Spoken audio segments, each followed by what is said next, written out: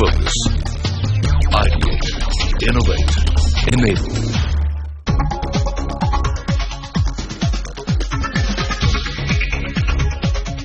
Hello and a very warm welcome to CNBC TV 18 presents Scaling Innovation powered by LogMeIn. In this very special episode, we focus on aspects that are important for growth and innovation in the BPO sector.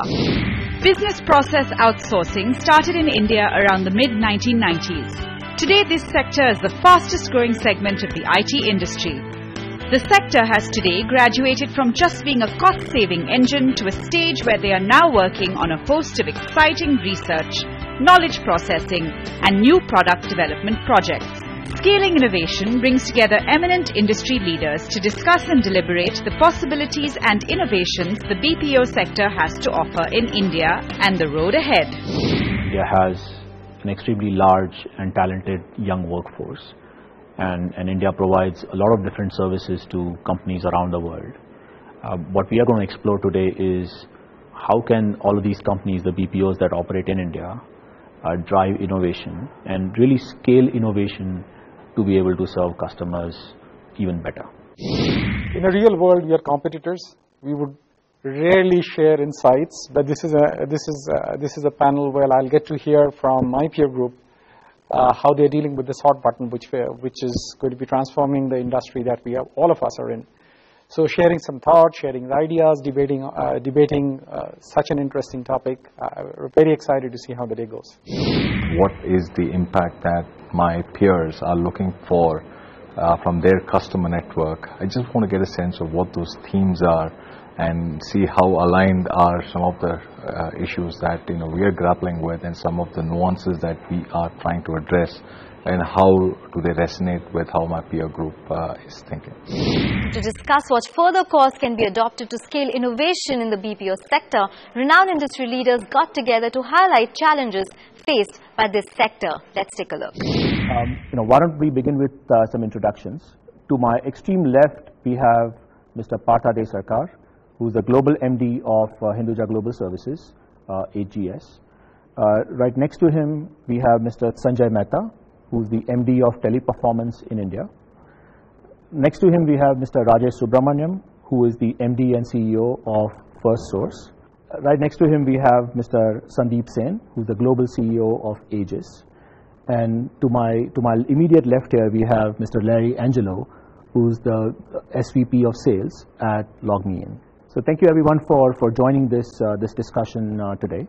I'm sure all of our viewers are also curious to know is what does innovation mean to you? What does it mean to your organization in the context of global service? What's happening in the world today is, thanks to the digital platform as well as technology, the customer is indeed becoming king. So what are organizations looking at? Organizations are saying, look, we need to ensure that we are doing a differential customer experience. So let's get into some specifics. One of the big measures of customer experience, for example, is a Net Promoter Score. They're not looking at an incremental change in the Net Promoter Score. They're looking from X to Y, where Y is very different from X. This means a disruption. This means a paradigm shift. And if we have to work with customers to do that, we've got to be innovative. Now, there could be different kinds of innovation.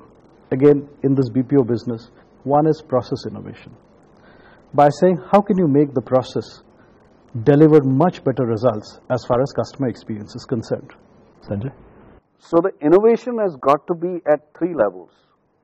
At the people level, that is at the agent, and whatever sits above that, because the customer is expecting a much better experience, and that's where the road hits the rubber on a contact basis. That's where the big data comes out of. An agent has probably between 20,000 to 40,000 contacts per year, depending upon products, types, and variances with customers. He is the source. So there will be a need for smarter agents, better agents, and they will have to have those inputs. So looking at that value chain, the innovation is going to move from the people, process level, and the technology. But what this means at the client side is a redefinition of who owns customer experience. Today, the ownership of that customer experience is between the contact center management or the customer service management division. But if marketeers are going to compete on customer experience, they either have to have marketing integrated into it, and some companies are doing that. Either marketing is getting integrated into customer experience or the customer service division to make that more homogeneous experience. And that's where the brand impact is got to be multiplied. And that's a shift from the advertising. So advertising is also has to find a new ground to play in, because that dominance is kind of loosening up. So it's at these multiple levels that we are looking at innovations. Yeah, I think the common theme you hear is that across the panelists is that an improved customer experience is paramount in this new digital age. And if you think about it, many times the first time a customer may interact with your brand could be through a support call. You buy something online, you go to a retailer, and until you have a problem, you may not interact with the brand. And so that experience, where in the past maybe have been used as a deflection, is now an engagement, where either the vendor or the ISP, if it's a telco or the manufacturer, is looking to have that communication with a client. So as a technology provider, our job is to provide the platform and connectivity to allow the BPOs to build services around that and offer that as a premier opportunity for their customers. And so what we do is we provide a platform that manages these multi-channel engagements, as the panelists mentioned, where you need to take chat, SMS, web, social media, and you need to give the agents a unified view so that when someone comes in through one channel and has an experience, when they come in through another channel, you're able to leverage that communication and provide better service. And I think going forward, what you're going to see is, as more people are empowered through these interactive channels, the need to be able to support them through the channel they come in is going to be paramount, and that's what LogMeIn does. So when you're running large people-driven organizations, the key challenge is always to ensure that you have the objectives and the strategy disseminated to the lower levels of the organization, where the thread of innovation can be driven based on common objectives which go right down from the lowest level of the organization right to the top. And that impact has a big impact when you're dealing with your customers' requirements. We'll take a short break here, but more on what drives innovation in the BPO sector after this. Stay tuned.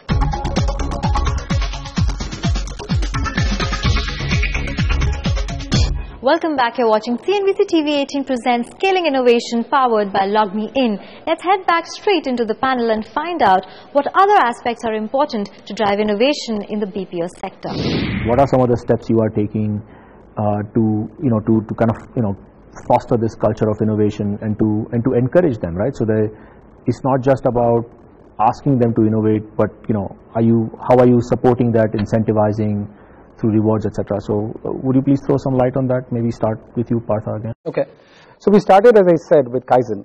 We're saying that simple ideas, incremental ideas, and therefore that culture has been around in the company for about 5-6 years now. We have a platform which is called All Ideas Matter. It's called AIM. And then we have then we have a process by which the funnel which captures all that ideas screens them down to about 10 ideas that we believe are the big ideas for this year. And then we set teams and we ask people who would be interested in a virtual collaboration model to work on these ideas. One of the themes that we've tried to do is to make sure that we're not making big experiments to start with. So we keep experiments small, because we don't want to burn a lot of money on an idea which actually doesn't make sense. But we want to keep those experiments small. We want to make sure that there is a customer buying in the experiments that are being done. And therefore, there is a visibility towards the revenue that, if this idea was successful, would bring in. So those are some of the key governance steps that we've put in place to make sure that while we are trying to do a lot of things, we're not burning a lot of money in the process, and what we are doing actually makes sense and adds value to the customer. Rajesh, how about you? How have you done it?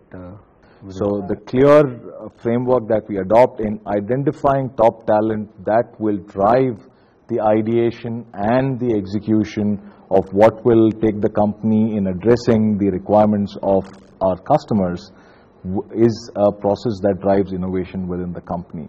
So communication, unfettered access to the CEO, to the senior management in the company, town halls, focus group, coffee sessions, lunch sessions. Ultimately, that is the most important. The most important element in our business is the feedback that we get from the ranks, which then enables us to create the strategies integrated with what we understand that's happening in the market. Larry, would you like to please address that question? Sure. I think for LogMeIn internally, innovation, we create either skunkworks or recon teams, and we try and decouple them from the normal development cycle of the organization, where their job is to innovate based on customer feedback or what our developers have seen in the marketplace to try and create products that will keep us ahead of our competition and support the needs of the BPO. A perfect example was a year ago we had a hackathon and recently released a product called Rescue Lens that's really for kind of field technical support that was a direct result of that. But I think even a bigger point is looking at the macro trends.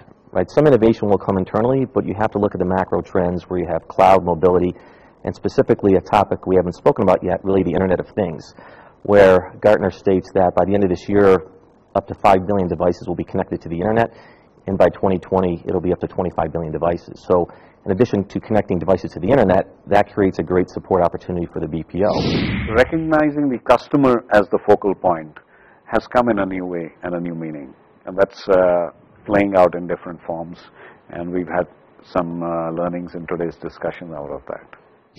This sector has been doing innovations. There have been process innovations and there have been technology innovations, like things like visual IVR, things like social media products, things like mobile apps. But we still have a long way to go. And we have a long way to go because some of these innovations will cannibalize our own business. And therefore sometimes organizations felt that, look, should we do something which will affect our own business? But my logic to that is that, look, if you don't do it, new age companies, payment gateways companies, startup companies will do that and will take away the business which in any ways. So therefore it is time that we got into full-fledged innovation. So I would say that the industry has moved a lot, but still much more needs to be done. On that note, we'll take a short break, but CNBC TV 18 presents Scaling Innovation powered by LogMeIn continues right here.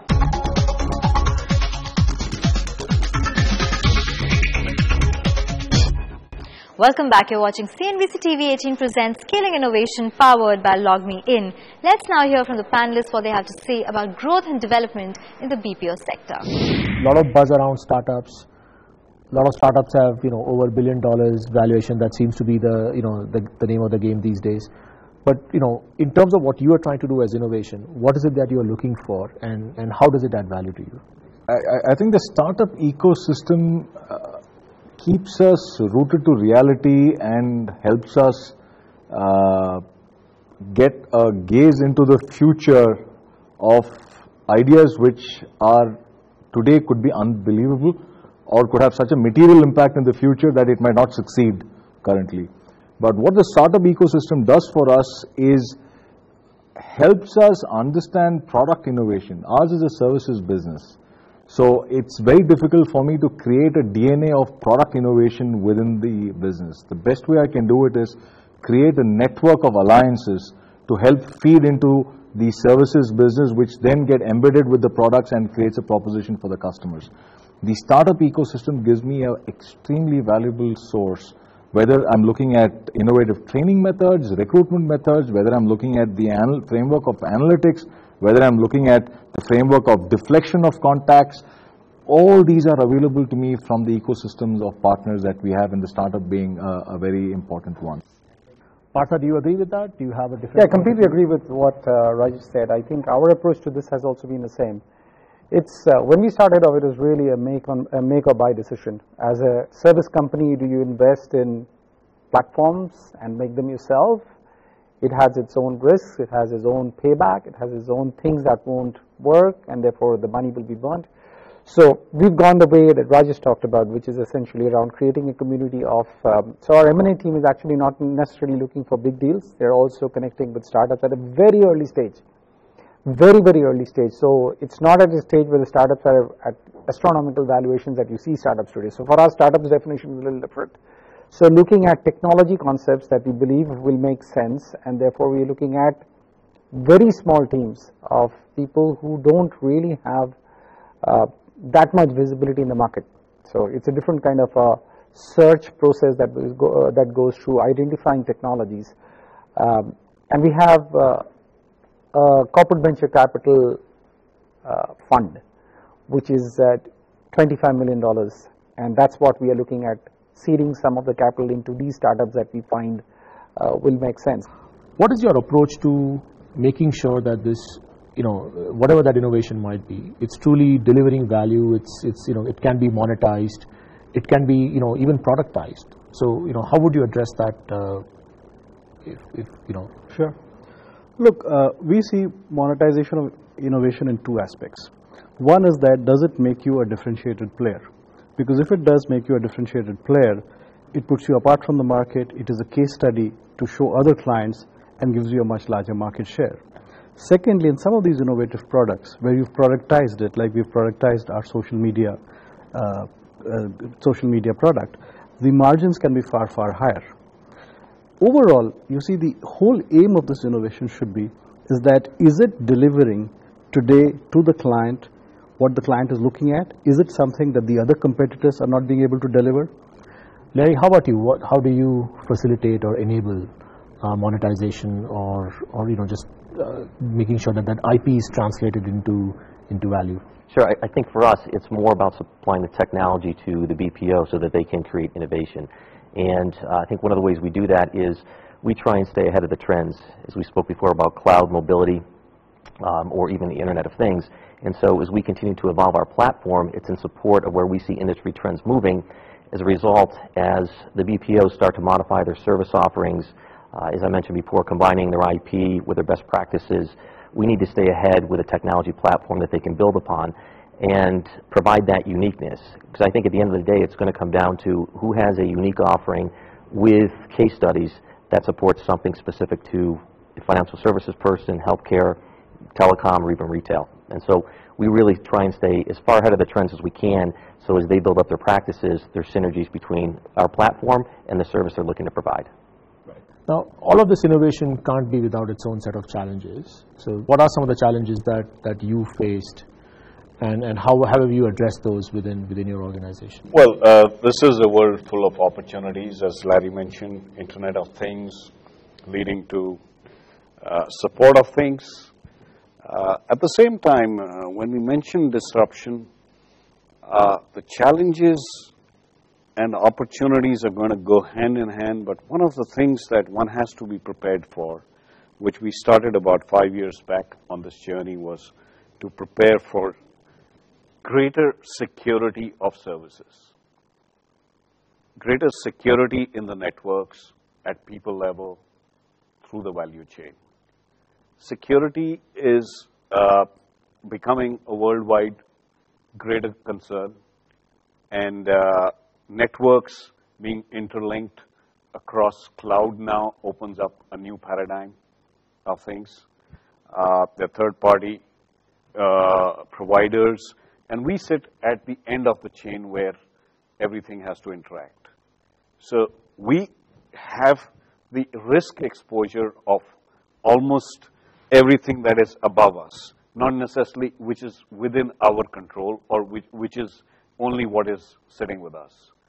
So that is a challenge that we started investing in over 5 years back. It will never be enough at the speed of change that is taking place. But nonetheless, I think customers and clients will be extremely sensitive to this as we go forward. And there will have to be a greater collaboration on this level at both levels, because an outsourced party cannot do it by itself. You are dependent on that. And the outsourcing contracts in some ways almost outsource risk, which will have to be discussed and collaborated on an ongoing basis. I think quite a few of my peer group talked about how they're leveraging the startup communities, and that's been our thought as well. So I was quite happy to see that the way we are approaching this is endorsed by some of my peer group, because it wasn't, at times it feels good to find your idea or your approach vindicated or endorsed by some other. I think that was a big thing that we talked about. Innovation is a given. How you link to innovation, where you link to innovation, is what were the different facets discussed at the people level, process level, technology level, startups, the existing leaders of the business, to future leaders of the business or potential? All in all, I think this was a great message for the industry. It's frankly not just about choice. It's almost an imperative, right? You've got to innovate to be able to stay relevant to the business, to be able to stay relevant to your customers.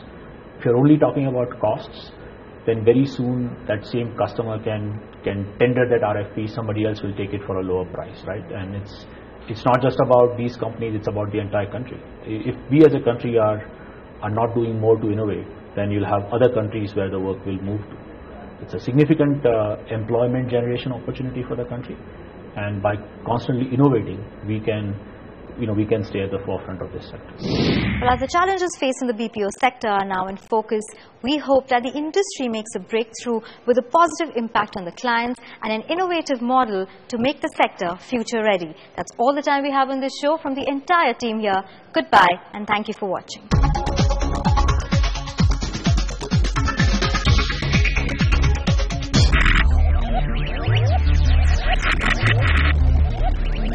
Focus.